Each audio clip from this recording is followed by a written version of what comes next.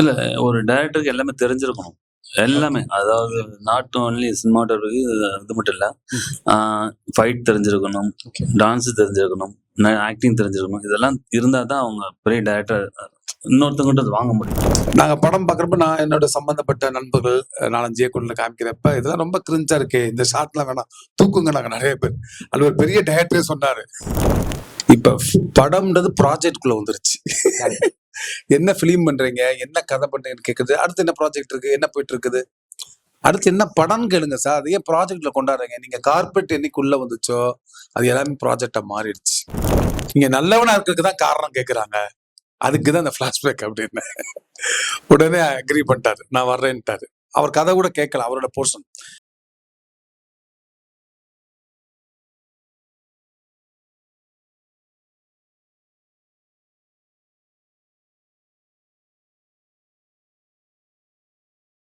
முதல்ல beer cinema அருணுக்கு மிக்க நன்றி. ஏன்னா ஈரான் சினிமாவோட அந்த திருமணத்தை ஒப்பிட்டது வந்து ஒரு நேஷனல் அவார்டு கிடைச்சதுக்கான சமமா நினைக்கிறேன்.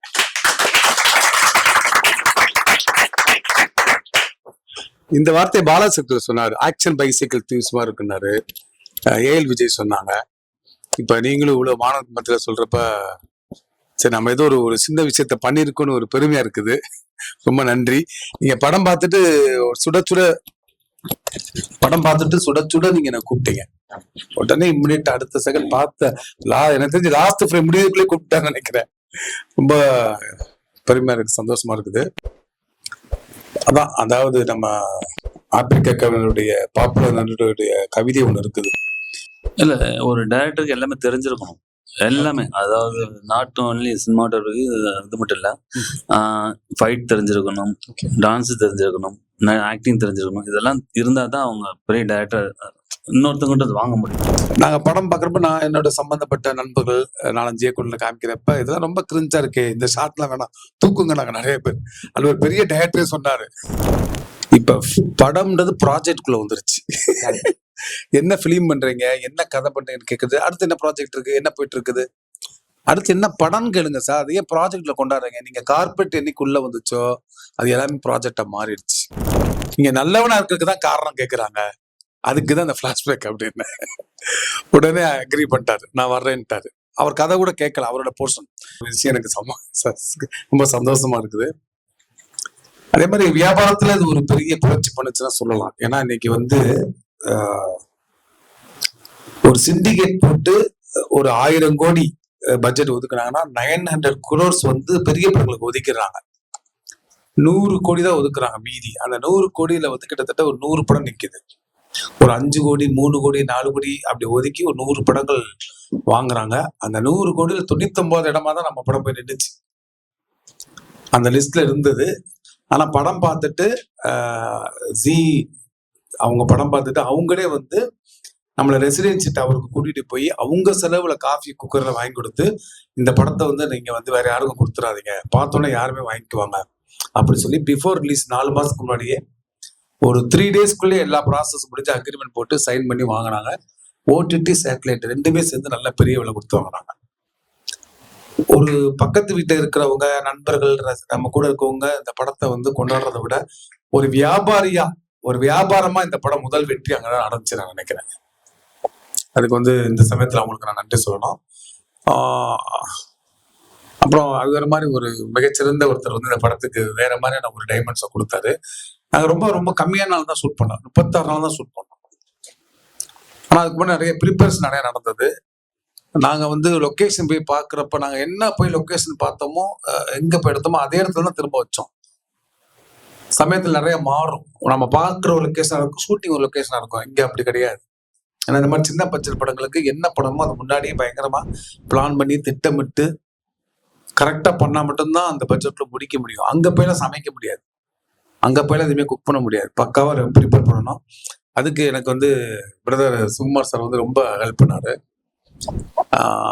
ரொம்ப அந்த குமிழி ஆகட்டும், அந்த சீனரி ஆகட்டும், அது எல்லாமே வந்து நான் படத்துல வந்து நன்றி இயற்கை தான் போடுவேன். ஏன்னா நாங்க போனப்போ பயங்கரமான மழை சீசன். ஒவ்வொரு வருஷமும் மழை அடிச்சு ஊத்தும்.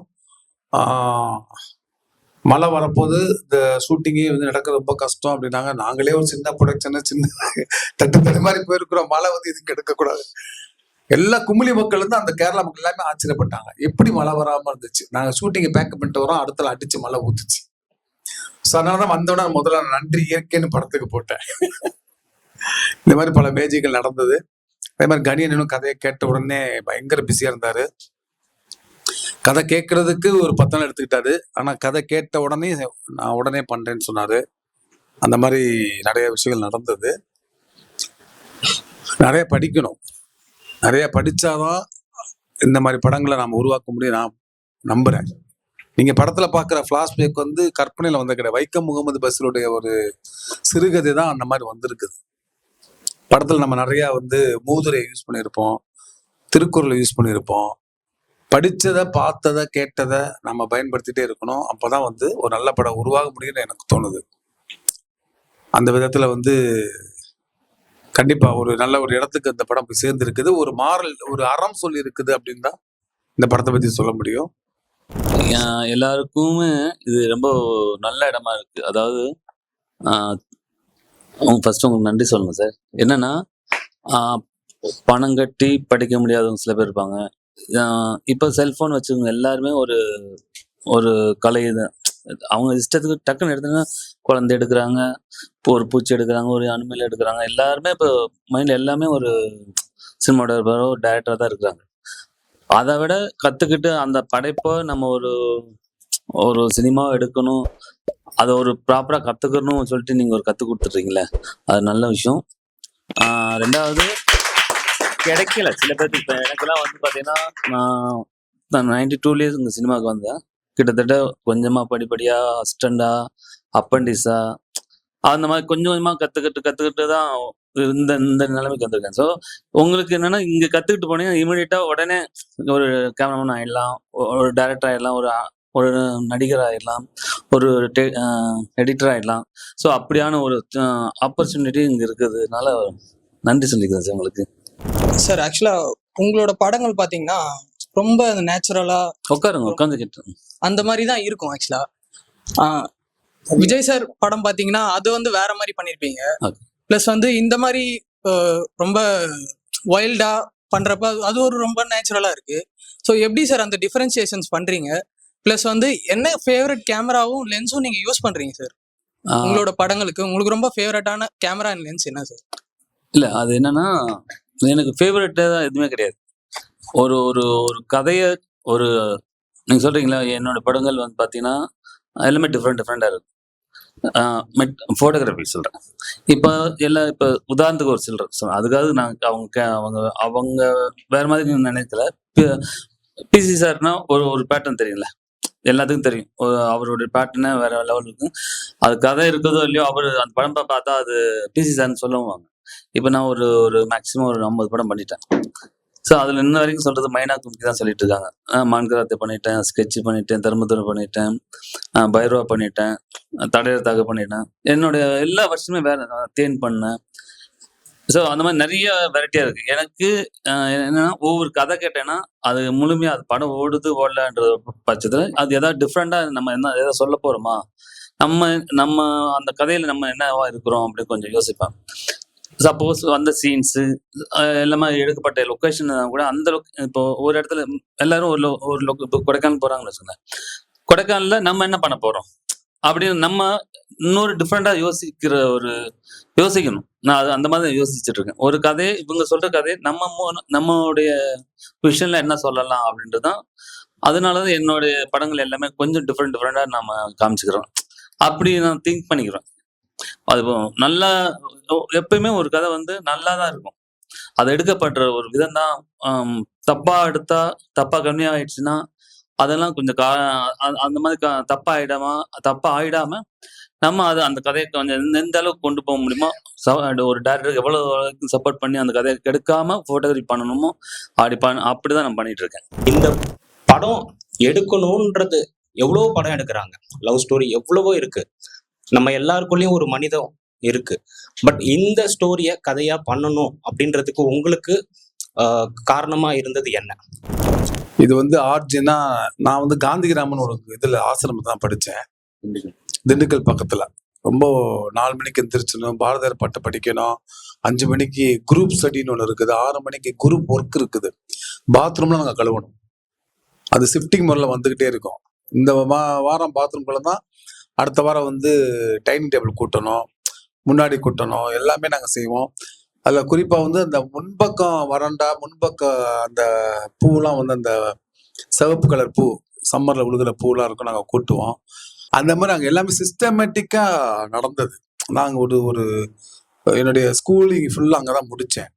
ஸோ பேசிக்காகவே நம்ம பாரதியார் பாட்டு ஆகட்டும், எல்லா விஷயங்களாகட்டும், புலால் உண்பது தவறு, குற்றம், பாவம்னு சொல்லி நான் பியூர் வெஜ் ஆகிட்டேன். எங்கள் வீட்டில் எல்லாருமே சாப்பிடுவாங்க. ஸோ அங்கே வந்து எனக்குள்ள எப்படி நீங்கள் இங்கே உங்களுக்குள்ள ஒரு இன்ஜெக்ட் ஆகுதோ அங்கே மாதிரி இன்ஜெக்ட் ஆகி கூடுமான வரைக்கும் சக உயிருக்கு தீங்கு செய்யக்கூடாது, அடுத்தவங்க பொருளுக்கு நம்ம ஆசைப்படக்கூடாது, கூடுமான வரைக்கும் நம்ம வந்து அங்கே போதிக்கப்பட்ட ஒரு விஷயம்தான் உள்ளுக்குள்ள அப்படியே வேரூன்றி கிடந்தது. என்னுடைய படங்கள் எல்லாமே வந்து யூஸ் சர்டிஃபிகேட் தான். இதுக்கு முன்னாடி எடுத்த படங்களாகட்டும். அப்புறம் ஹிந்தியில வந்து ஒரு படம் நான் திரைக்கதை கொடுத்தேன், ரேஷ்மி ராக்கெட்னு சொல்லி. நம்ம எல்லாத்துலேயுமே ஒரு இந்த சமுதாயத்துக்கு தான் சொல்லணும், மாரல் சொல்லணும். யூசிடேட் படங்கள் வாங்கினா ரொம்ப கிரிஞ்சா பூமரம் நினைச்சா பரவாயில்ல. நான் அடுத்த நேரத்துக்கு கூட ஒரு கதை சொன்னேன் விட்டேன். அவர் தான் சொன்னார், திருமணத்தில் நீங்க ஓடுறீங்கன்னா அந்த கதையில பறக்குறீங்கன்னாரு. அதுவும் சோசியல் காசு ரொம்ப காமெடியா எப்படி சொல்ல முடியுமோ அப்படி சொல்லணும். எல்லாம் வந்துட்டு இருக்கிற ஜேர்னல் நம்ம கொஞ்சம் விலகி வரணும்னு நினைச்சதுதான் இது. அதே மாதிரி பண்ண வேணாம், அதே மாதிரி நம்ம ஒரு ஃபார்முலாவை யூஸ் பண்ண வேணாம், நாம ஒன்று பண்ணுவோம். படித்த படிப்பு, நாவல் எல்லாமே நமக்கு யூஸ்ஃபுல் ஆகி தான் இந்த கதை கிடைச்சது.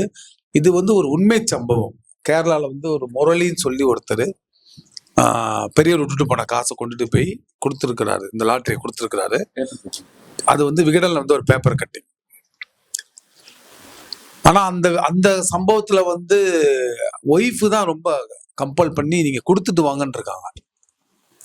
நீங்க உடனே போய் கொடுத்துட்டு வாங்க, நைட்டு கூட வச்சுக்க கூடாது, கொண்டு போய் கொடுங்கன்னு ஒய்ஃபு அவங்க குடும்பமே சப்போர்ட் பண்ணிருக்கு. நம்ம அப்படி சப்போர்ட் பண்ண ஒரு கதையா மாறாதுல்ல.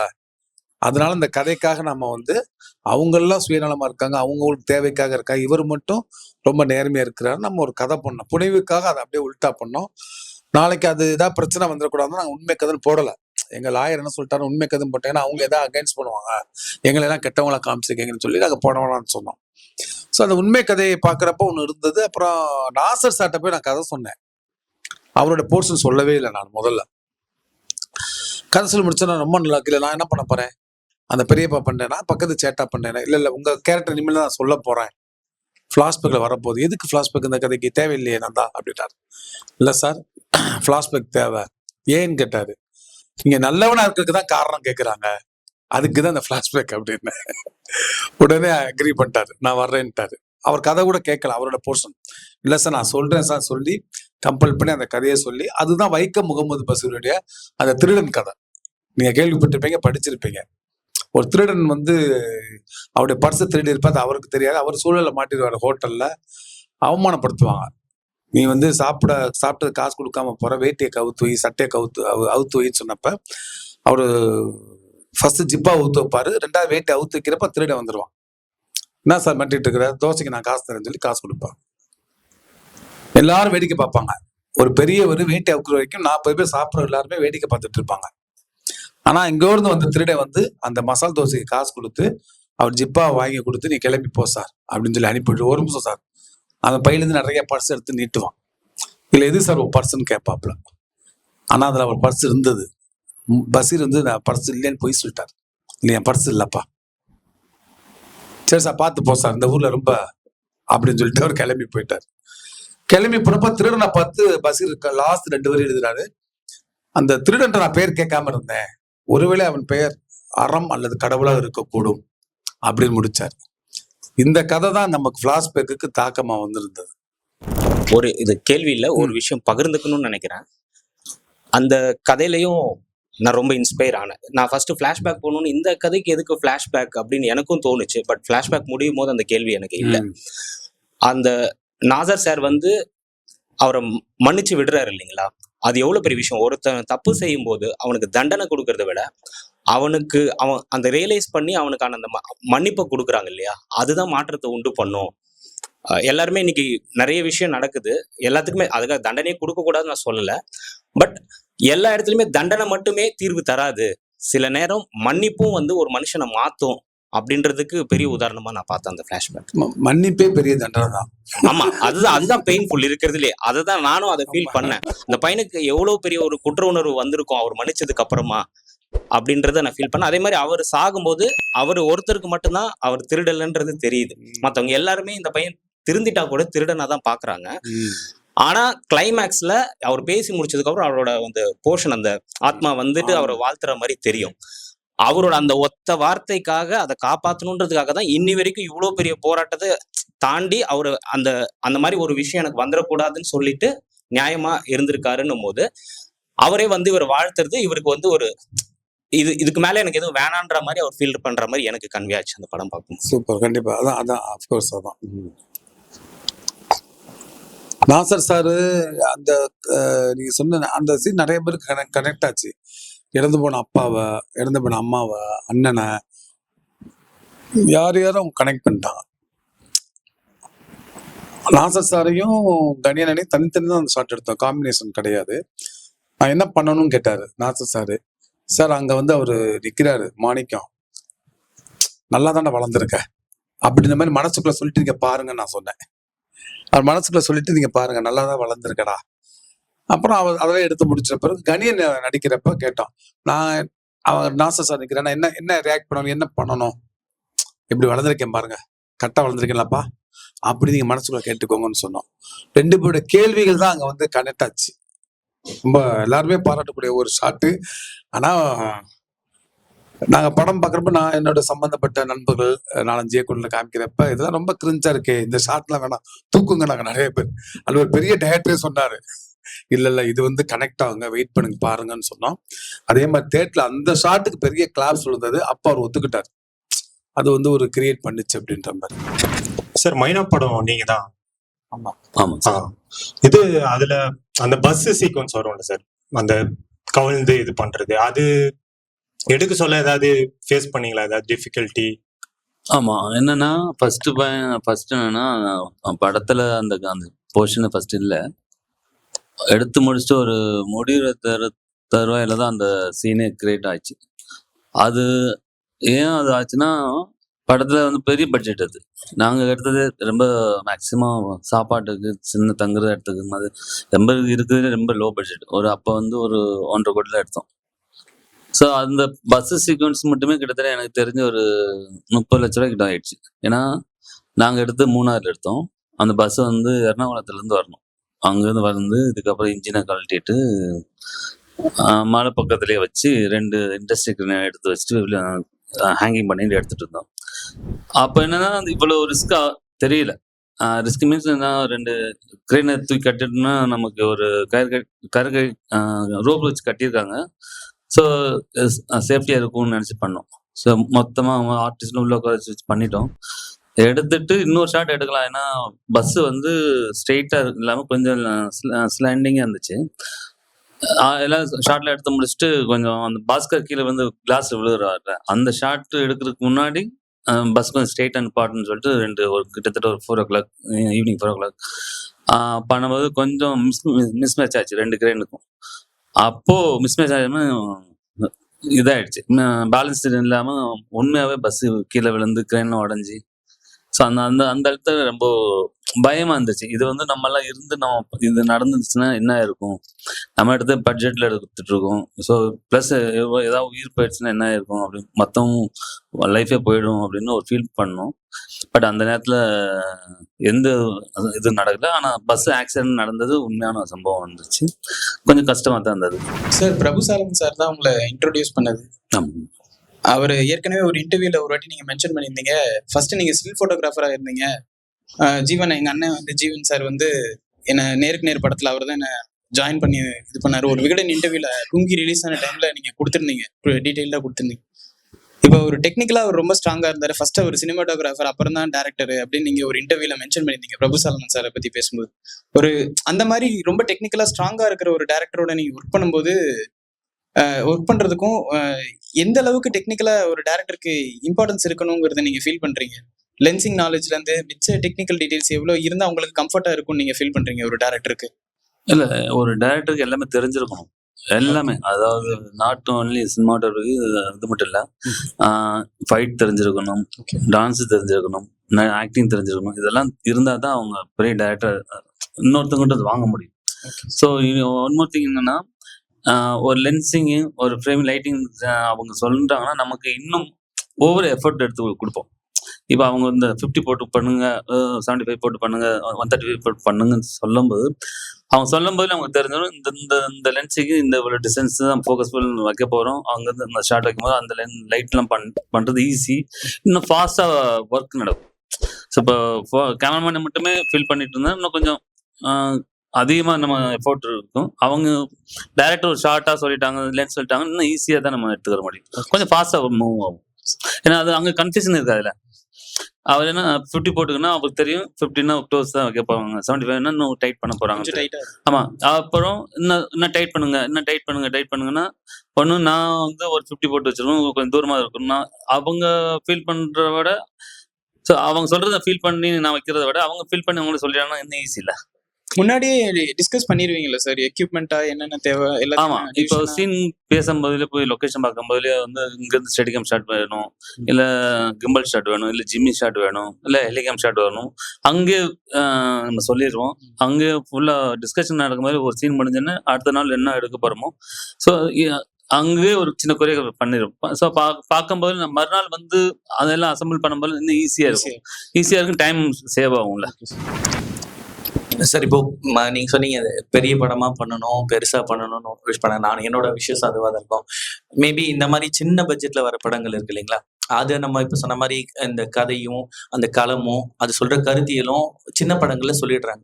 ஆனா பெரிய படம்னு வரும்போது அவங்க ஒரு பிசினஸ்குள்ள மாட்டும் போது அதுல இருந்து அவங்க கொஞ்சம் விடுபட்டுறாங்களோ.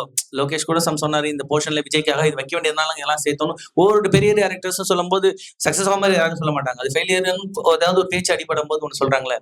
சோ நீங்க இப்ப நாளைக்கு ஒரு பெரிய படம் ஒரு பெரிய ஹீரோ அப்படி போகும்போது சாக்ரிஃபைஸ் பண்ணுவீங்களா, இல்ல நான் இதே ஸ்டாண்டர்ட்ல தான் இருப்பேன் அப்படி இந்த மாதிரி தான் ஒரு படம் எடுப்பேன் அப்படின்னு?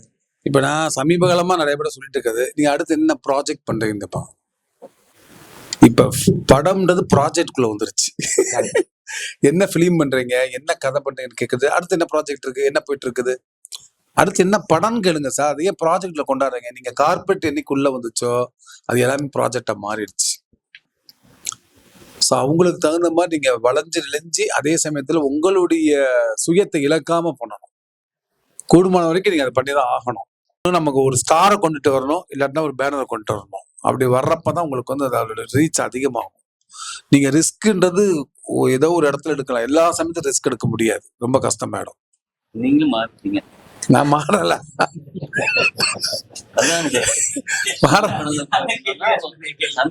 நேற்று ஒரு கதை சொன்னேன்ல உங்களுக்கு, பெரிய ஸ்டாருக்கு, அதுல இருந்துச்சா?